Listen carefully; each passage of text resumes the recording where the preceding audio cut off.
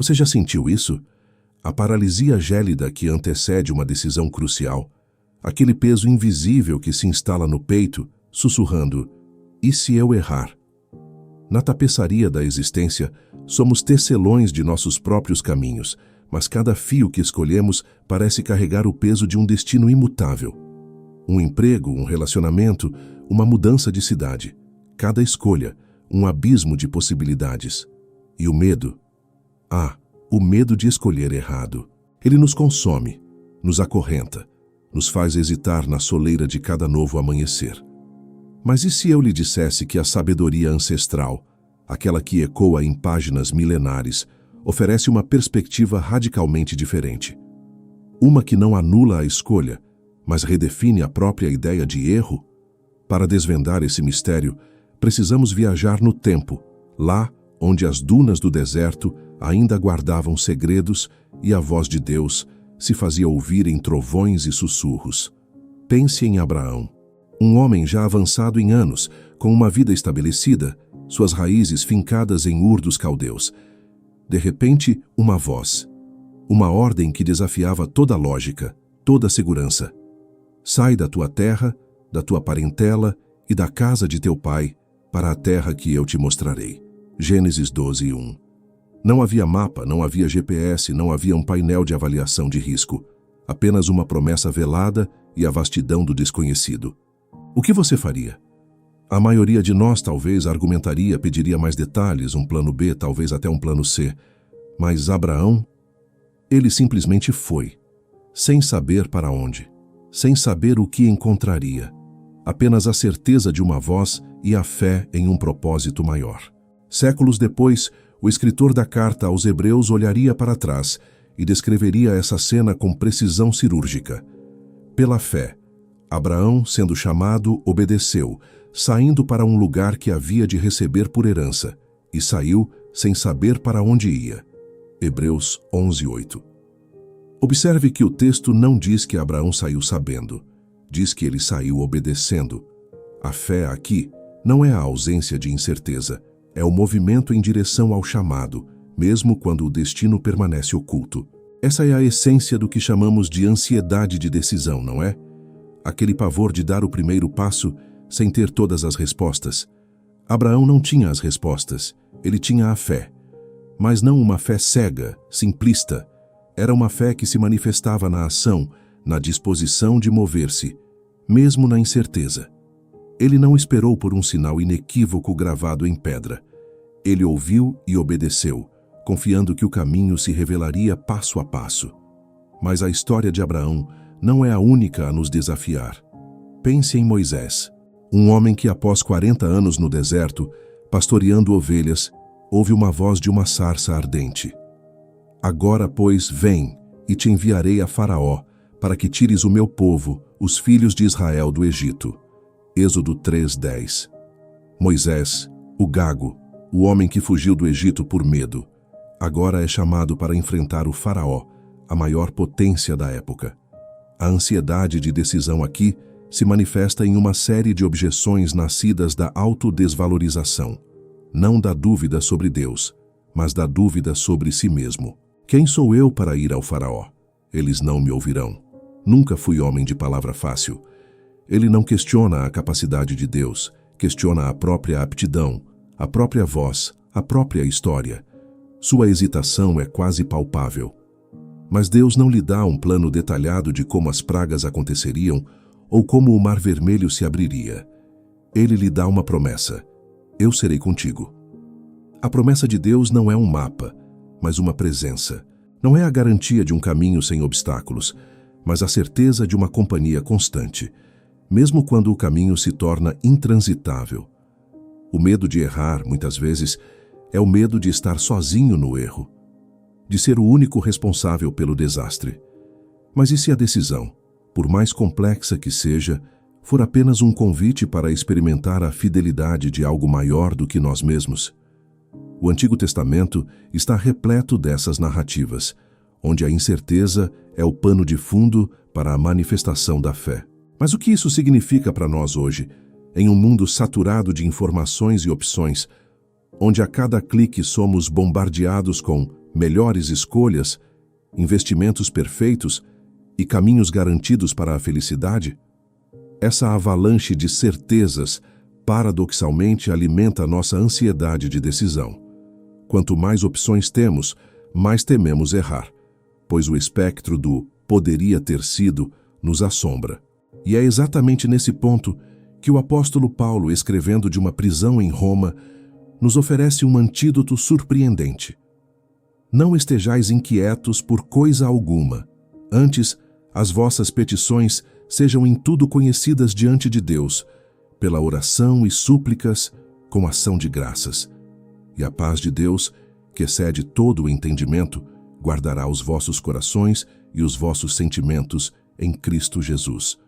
Paulo não diz, deixe de pensar.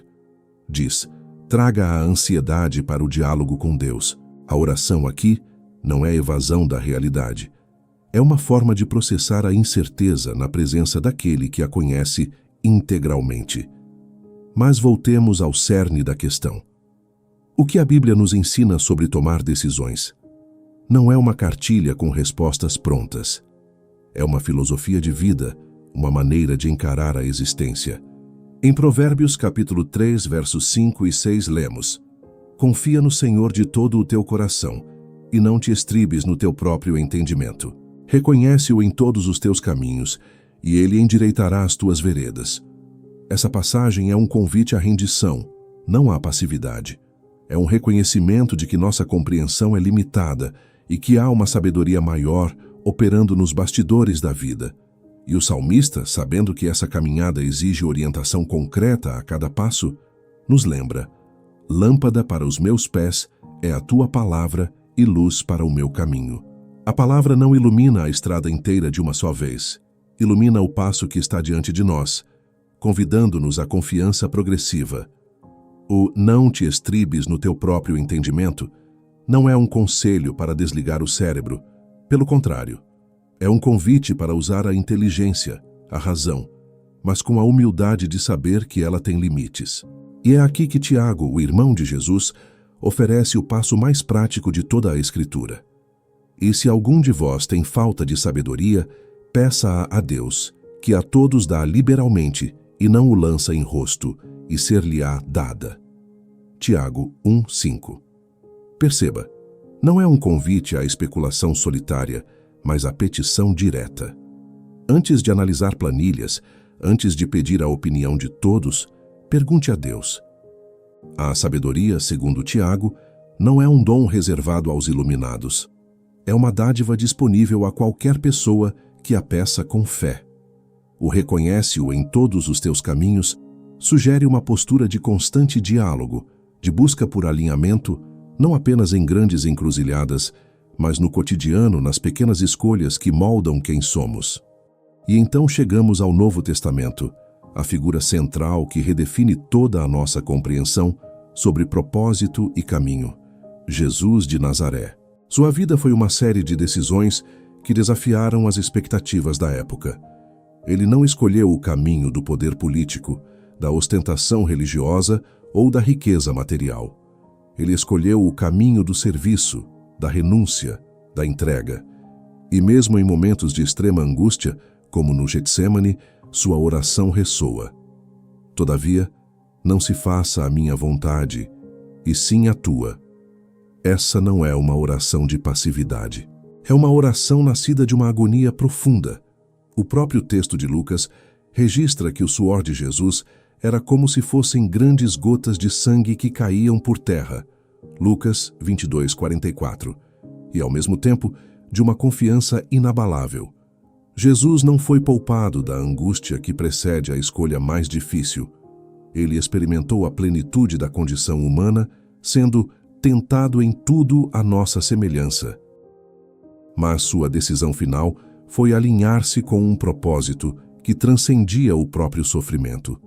Ele nos mostra que a verdadeira liberdade não está em nunca errar, mas em escolher o caminho que nos alinha com o que é eterno, com o que é verdadeiramente bom. Mas como aplicar isso no nosso dia a dia, quando a escolha é entre duas boas opções ou duas opções que parecem igualmente arriscadas? A chave talvez esteja em mudar a pergunta. Em vez de qual é a decisão certa, talvez devêssemos perguntar: qual decisão me aproxima mais do amor, da justiça, da verdade e da compaixão? Quais portas se abrem para o crescimento, para o serviço, para a plenitude? Paulo também nos lembra que a paz de Cristo deve governar nossos relacionamentos e nossas decisões enquanto corpo. Seja a paz de Cristo o árbitro em vosso coração, a qual fostes chamados em um só corpo. Colossenses 3,15. Uma paz que, quando cultivada comunitariamente, também nos orienta individualmente. A Bíblia não nos oferece um manual de instruções para cada dilema. Ela nos oferece princípios, uma lente através da qual enxergar o mundo e nossas escolhas.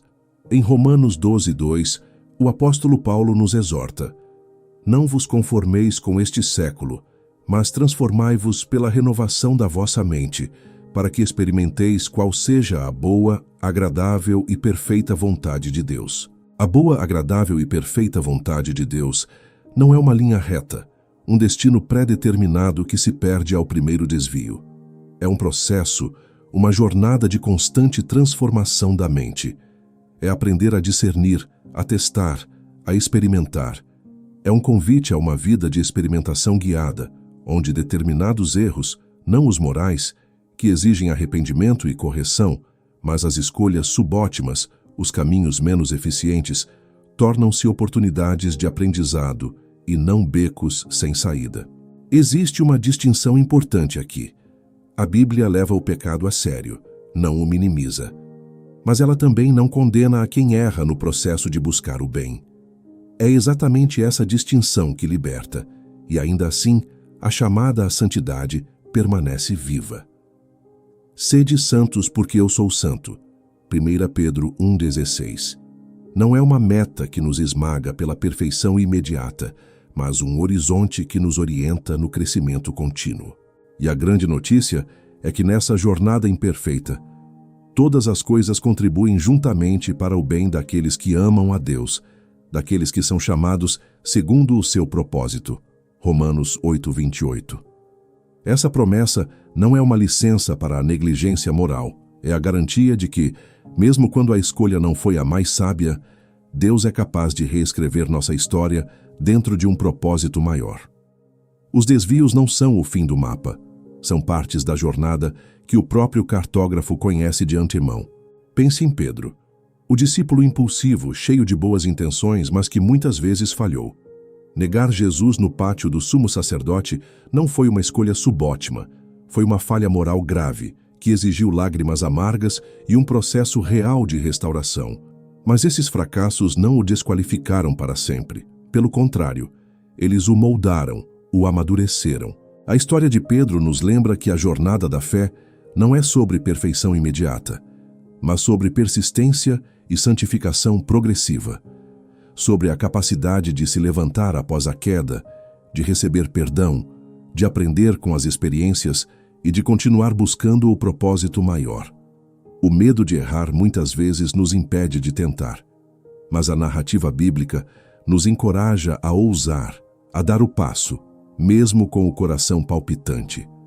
Não estamos sozinhos nessa jornada de decisões. A comunidade de fé, os amigos, os mentores, são faróis em meio à névoa. O próprio Espírito Santo, segundo as Escrituras, é nosso guia, nosso consolador, aquele que nos capacita a discernir e a agir com sabedoria. E Paulo nos recorda que todos os que são guiados pelo Espírito de Deus são filhos de Deus. Ser guiado pelo Espírito não é um privilégio de poucos, mas uma realidade disponível a todos que pertencem a Cristo. A própria sabedoria dos provérbios nos instrui. Os planos frustram-se onde não há conselho, mas com muitos conselheiros se estabelecem. Provérbios 15:22. Mas é preciso dizer com clareza: essa orientação não é apenas uma intuição interna, um sentimento subjetivo que seguimos às cegas. A Escritura nos lembra que o coração é enganoso acima de tudo. Por isso, a bússola que nos guia tem 3 dimensões inseparáveis: a palavra de Deus, que ilumina os princípios, a oração, que alinha nossa vontade com a sua, e a comunidade de fé, que nos oferece perspectivas que nosso ponto de vista isolado nunca alcançaria. Ele não nos tira a liberdade de escolha, mas nos capacita, através desses meios, a escolher com maior clareza e propósito. Então, da próxima vez que a ansiedade de decisão apertar, quando as trilhas se bifurcarem e o medo de errar paralisar seus passos, lembre-se, a Bíblia não promete um caminho fácil ou uma vida sem erros.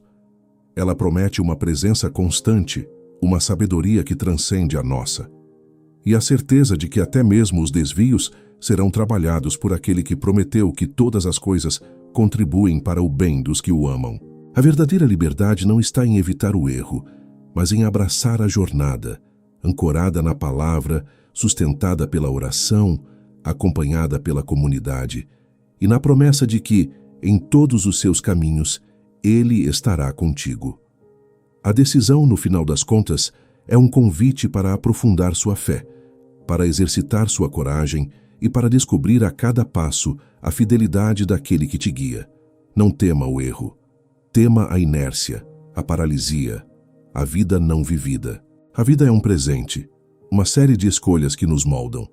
E cada escolha, por mais incerta que pareça, é uma oportunidade de crescer, de aprender e de se aproximar da plenitude que nos foi prometida. Que tal se permitirmos que a sabedoria milenar nos liberte do peso do "e se eu errar?" e nos convide a viver com mais coragem, mais fé e mais propósito? Se essa reflexão ressoou com você, se ela acendeu uma nova perspectiva sobre suas decisões e seu caminho, então convido você a se juntar a nós. Inscreva-se no canal Além da Letra e ative o sininho para não perder nenhum dos nossos próximos vídeos. Junte-se à nossa comunidade de buscadores que anseiam por uma fé mais madura, mais profunda e mais autêntica. Deixe seu comentário abaixo. Compartilhe suas próprias experiências e dúvidas. Queremos construir juntos um espaço de diálogo, de questionamento e de crescimento espiritual. Sua jornada é valiosa e não precisa ser percorrida sozinho.